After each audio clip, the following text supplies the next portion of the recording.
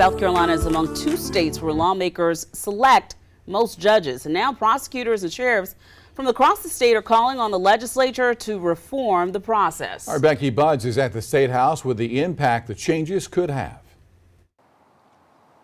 While the group isn't advocating for any specific piece of legislation, they say they don't support the popular election of judges. We all agree, all of us, that there needs to be meaningful judicial reform here in South Carolina. Attorney General Alan Wilson, along with the bipartisan group of sheriffs and prosecutors, are calling on lawmakers to change how judges are elected in South Carolina. The point is we all agree that whatever is done, that the executive branch of government have equal say. Right now, 170 lawmakers elect the state's 46 trial judges, 60 family court judges, 9 state court of appeals judges, and 5 Supreme Court justices. Most judges serve 6-year terms.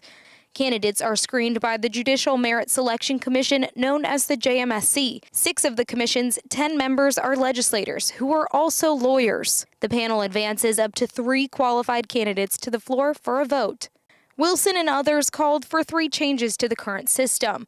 1 would allow the names of all candidates found qualified for a judge's post to be voted on by the General Assembly. The second would allow the governor to pick members of the commission with Senate approval. And the third would bar any lawmakers who are also lawyers to be on the commission. No, I think it is too cozy. I think there are a lot of insider deals going on with regards to the selection of judges, and we need to put an end to that. The changes face fierce opposition from lawmakers like House Minority Leader Todd Rutherford, who sits on the JMSC.